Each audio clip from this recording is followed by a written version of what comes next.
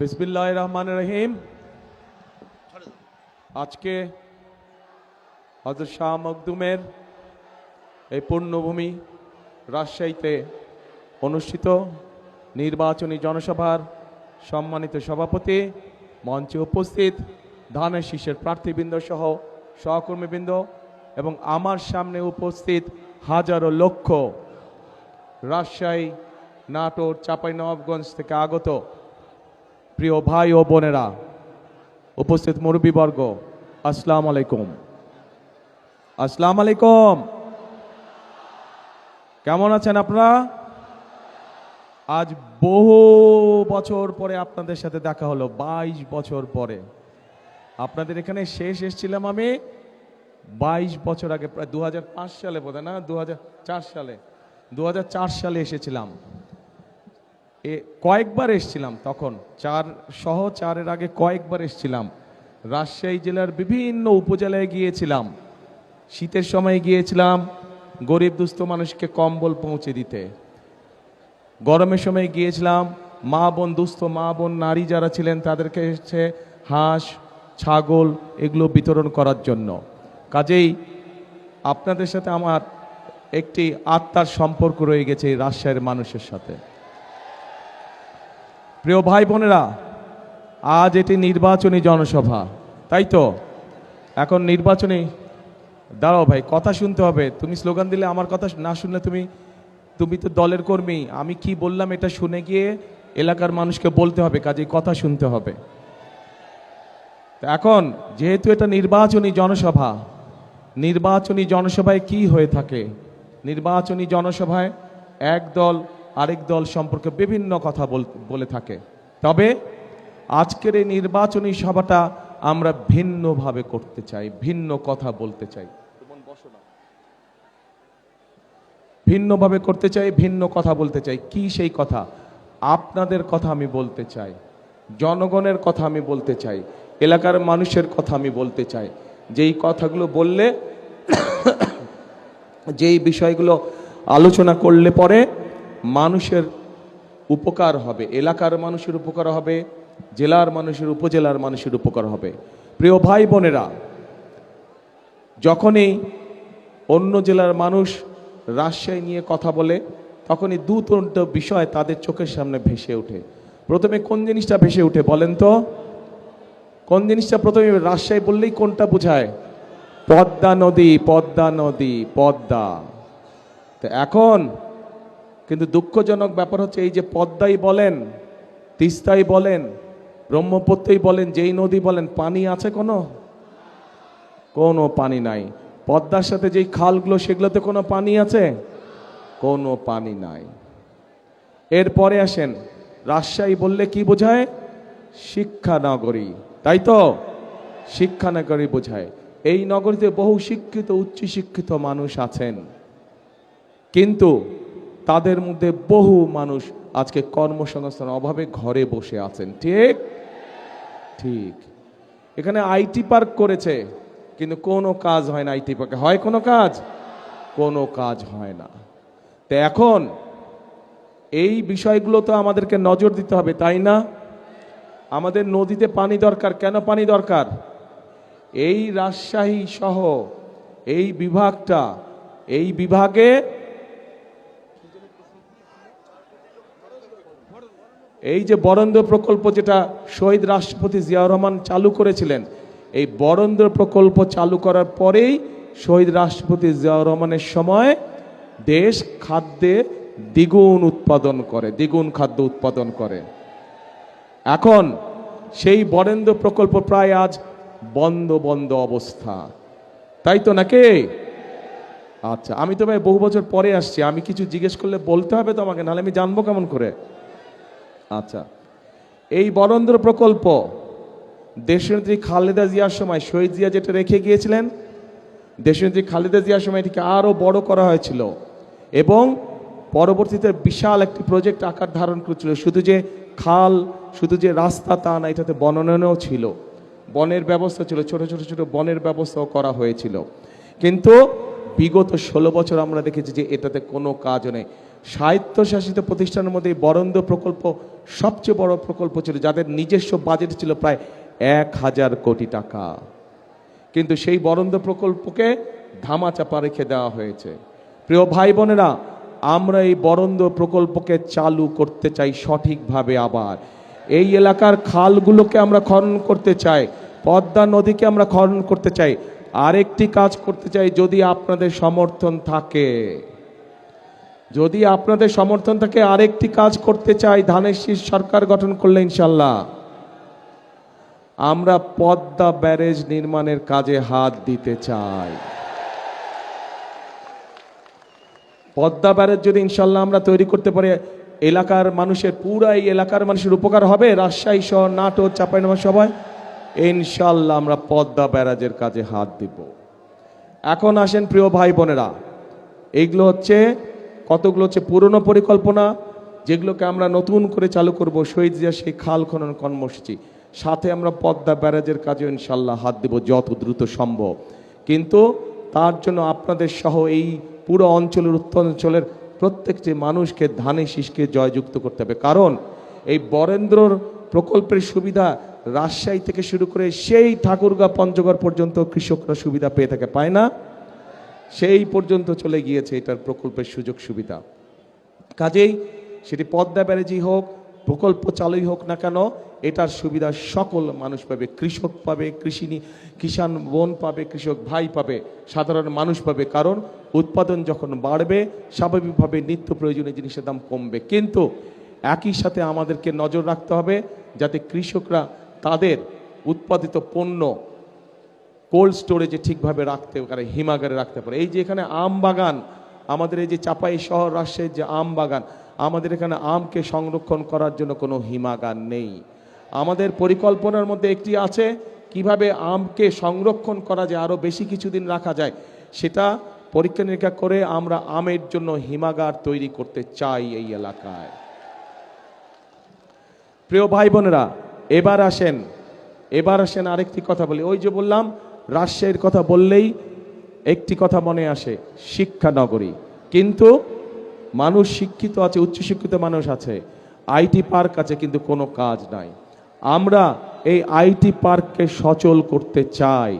IT পার্ককে সচল করার মাধ্যমে শিক্ষিত এবং উচ্চশিক্ষিত যে মানুষগুলো আছে, বিশেষ করে যারা আইটিতে কাজ করেন, তাদের আইটি সংক্রান্ত যেই কাজগুলো তাদের দরকার। এই মুহূর্তে আইটি সংক্রান্ত কাজ বলতে আমাদের যে মোবাইল ফোন কোম্পানিগুলো আছে, যেই কয়েকটা, শুধু ওই কয়টাতেই কাজ করা যায়। এর বাইরেও বহুত কাজ আছে যারা আইটিতে, আমাদের অনেক তরুণ আছে, অনেক যুবক আছে যারা এই কাজে পারদর্শী, কিন্তু তাদের কর্মসংস্থানের উপায় নাই। আমরা সেই উপায়টি তৈরি করতে চাই, আইটি পার্কের মধ্যে সেই উপায়টিকে তৈরি করতে চাই। একই সাথে আমরা এই বিভাগে ভোকেশনাল ইনস্টিটিউট তৈরি করতে চাই, যেই ভোকেশনাল ইনস্টিটিউট তৈরি করার মাধ্যমে আমরা আমাদের ছেলেদেরকে, আমরা আমাদের বোনদেরকে ট্রেনিং দেব, এবং সেই বিভিন্ন ট্রেনিং দেওয়ার মাধ্যমে তাদেরকে আমরা দক্ষ শ্রমিক হিসাবে গড়ে তুলতে চাই, যাতে করে তারা দেশের ভিতরে নিজেদের ব্যবসা বাণিজ্য করতে পারে, অথবা সেই ট্রেনিং পাওয়ার পরে তারা বিদেশীয় কর্মসংস্থানের ব্যবস্থা করতে পারে। প্রিয় ভাই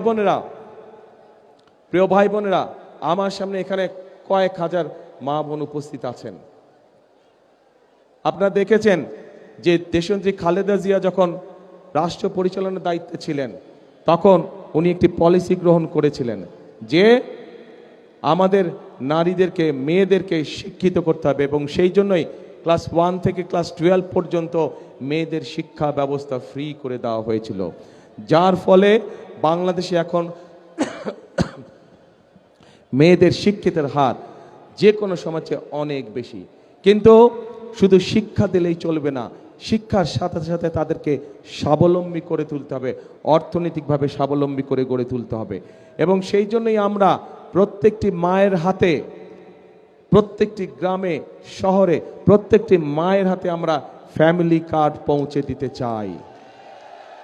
এই ফ্যামিলি কার্ড দল মত নির্বিশেষে প্রত্যেকটি মা এই ফ্যামিলি কার্ড পাবে, এবং ফ্যামিলি কার্ডের মাধ্যমে তারা সরকারের পক্ষ থেকে মিনিমাম কিছু সুযোগ সুবিধা পাবে, যাতে করে মাসে তাদের সংসারের ধাক্কাটা সামলে উঠতে পারে, তারা সংসারের চালানোর যে ধাক্কা, সেই ধাক্কাটি মা বোনরা যাতে সামলে উঠতে পারে। প্রিয় ভাই বোনেরা, আমরা এই এলাকায় বহু মানুষ এখান থেকে আপনাদের সামনে দিয়ে অন্য দেশে চলে যায় চিকিৎসার জন্য, যায় না? এখান থেকে বছরে বহু মানুষ এইখান থেকে পার হয়ে চিকিৎসার জন্য যায়। এটা দেশের বৈদেশিক মুদ্রা তারা নিয়ে যাচ্ছে। আমরা এই অবস্থার পরিবর্তন করতে চাই, এবং এই অবস্থার পরিবর্তন করার জন্য আমাদের পরিকল্পনার মধ্যে আছে যে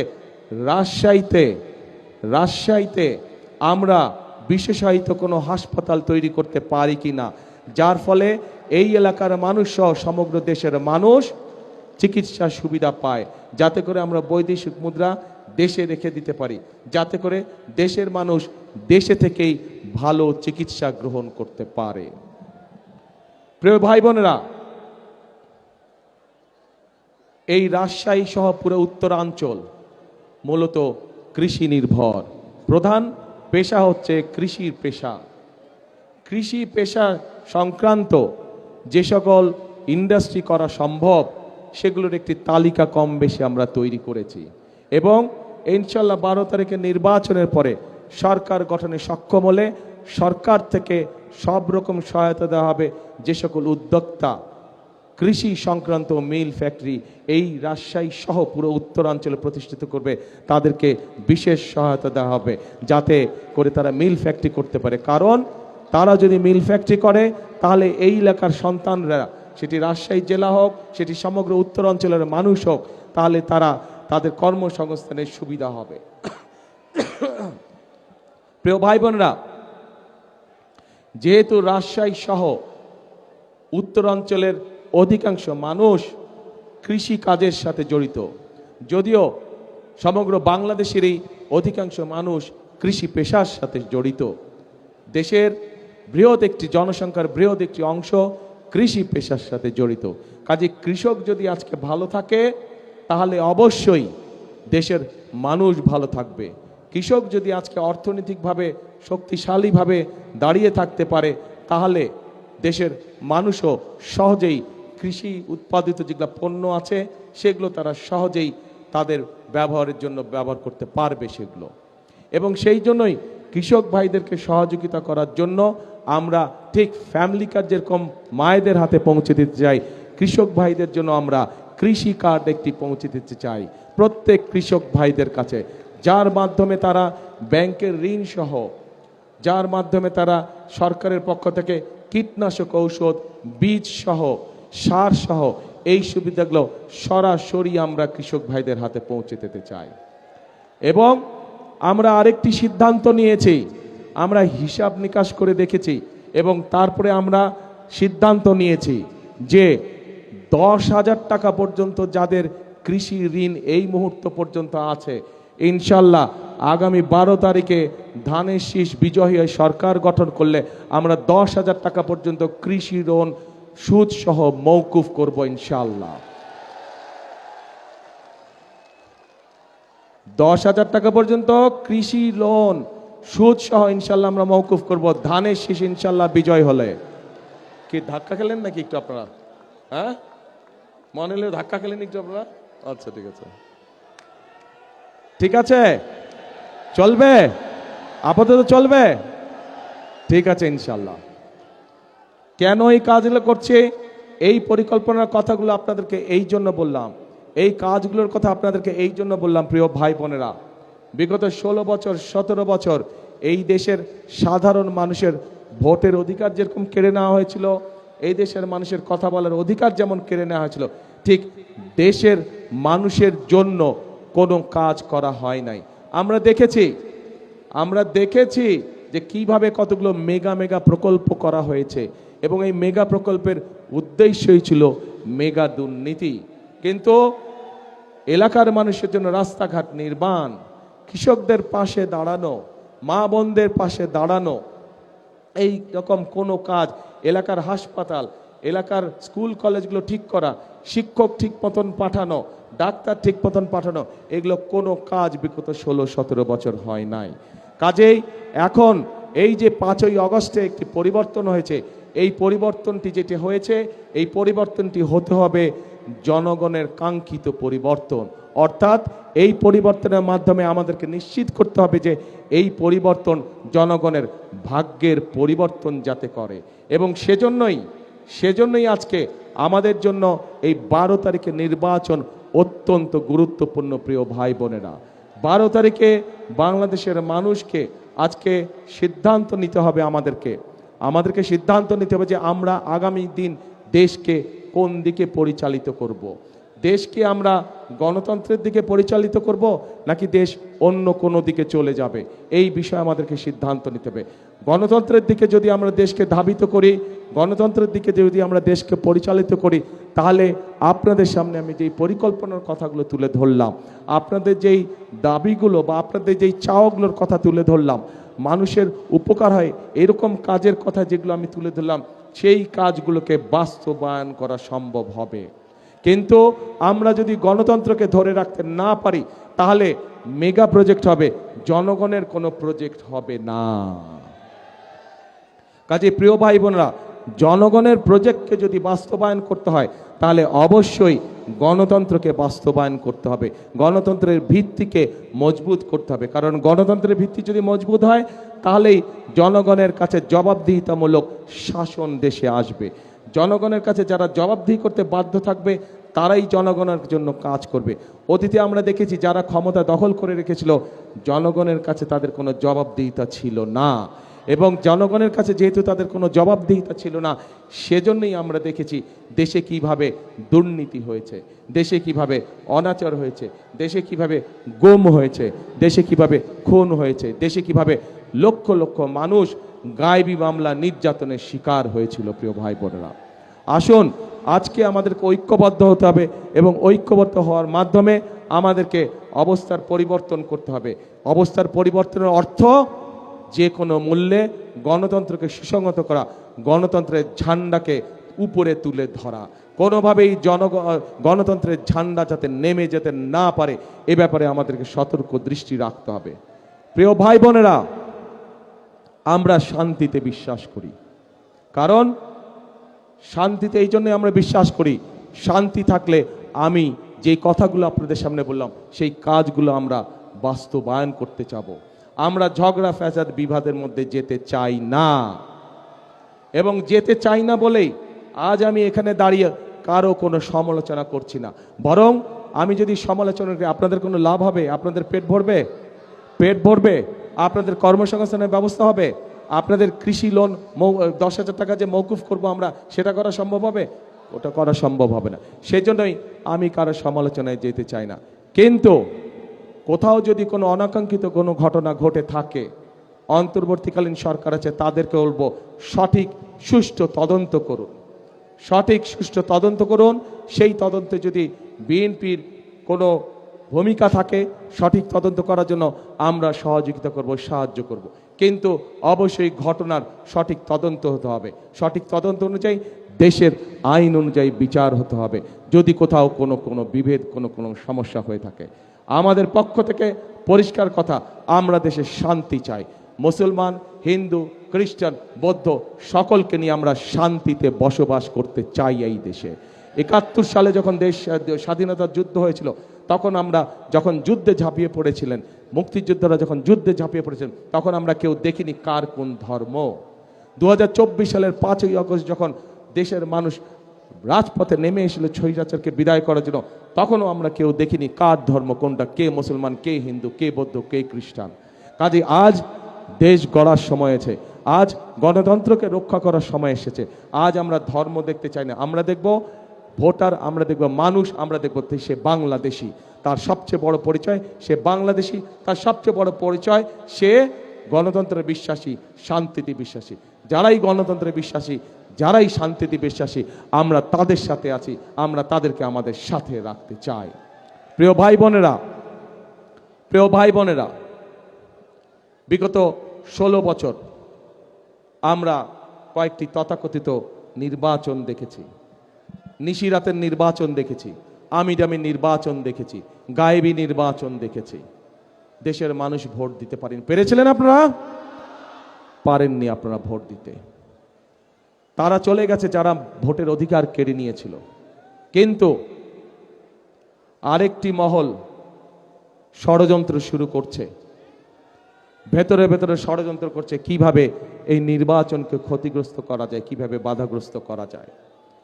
আজ এখানে হাজার লক্ষ মানুষ যারা আপনারা উপস্থিত হয়েছেন, আপনারা সহ আপনারা যত মানুষের সাথে দেখাবে প্রত্যেককে বলবেন যে আগামী 12 তারিখে নির্বাচন যাতে কেউ বানচাল করতে না পারে সেজন্য সকলকে সতর্ক থাকতে হবে, সকলকে সজাগ থাকতে হবে। প্রিয় ভাই বোনেরা, আমরা যদি জনগণ যদি 12 তারিখে সজাগ থাকে, জনগণ যদি 12 তারিখে সতর্ক থাকে, 13 তারিখ থেকে শুরু হবে জনগণের দিন ইনশাআল্লাহ।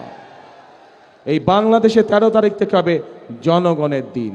জনগণের প্রত্যাশা, জনগণের আশা, জনগণের আকাঙ্ক্ষা যে সকল আছে সে সকল বিষয়ের কাজগুলো ধীরে ধীরে পর্যায়ক্রমিকভাবে শুরু হবে।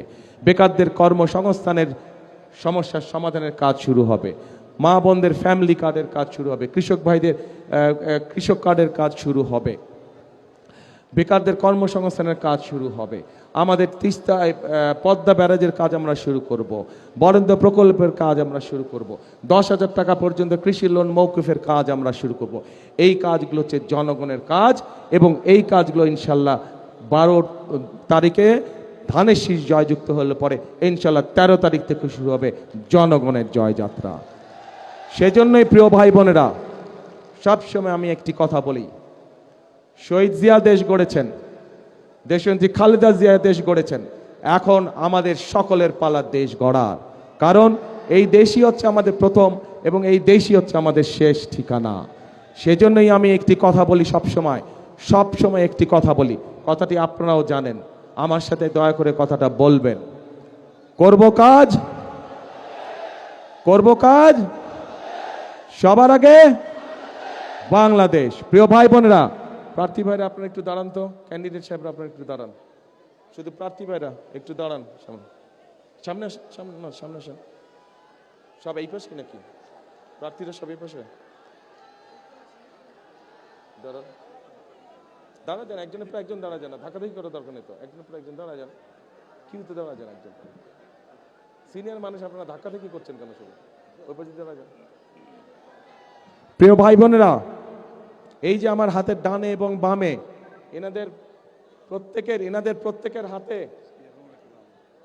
প্রত্যেকের হাতে আমি ধানের শীষ তুলে দিয়ে গেলাম। এখন আপনাদের দায়িত্ব হচ্ছে 12 তারিখ পর্যন্ত এদেরকে দেখে রাখা, আর এদের দায়িত্ব হচ্ছে 12 তারিখে ইনশাল্লাহ ভোট দিয়ে যখন আপনারা জিতিয়ে আনবেন, 13 তারিখ থেকে এদের দায়িত্ব হচ্ছে আপনাদেরকে দেখে রাখবে, আপনাদেরকে এরা দেখে রাখবে। 13 তারিখ থেকে ইনশাল্লাহ 12 তারিখ পর্যন্ত আপনাদের দায়িত্ব হচ্ছে এদেরকে দেখে। ঠিক আছে? চলবে ইনশাল্লাহ। এরা হচ্ছে সব ধানের শীষের প্রার্থী। আচ্ছা, ধরলে কি হবে?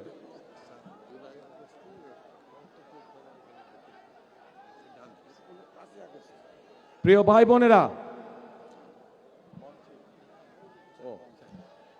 ভাই বোনেরা, আমাদের এই মঞ্চের হাতের বাম পাশে গত জুলাই আন্দোলনে যারা শহীদ হয়েছে বা আহত আছে সেই পরিবারের সদস্যরা এখানে বসে আছে। 71 সালে লক্ষ শহীদের, বসেন আপনারা, ধন্যবাদ, বসেন।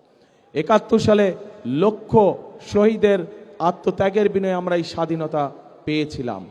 ঠিক জুলাই আন্দোলনে এই শহীদ এবং শহীদ পরিবারের যাদেরকে হারিয়েছে তারা এবং যারা আহত হয়েছে তাদের আত্মত্যাগের বিনিময়ে আমরা 71-এ অর্জিত সেই স্বাধীনতাকে 24-এ আমরা রক্ষা করেছি। আসুন আজকে আমরা আরেকটি প্রতিজ্ঞা গ্রহণ করি। সেই প্রতিজ্ঞাটা হচ্ছে এই জুলাই আগস্টে যারা শহীদ হয়েছে, যারা বিভিন্নভাবে আহত নির্যাতনের শিকার হয়েছে, তাদের ত্যাগ যেন বৃথা না যায়।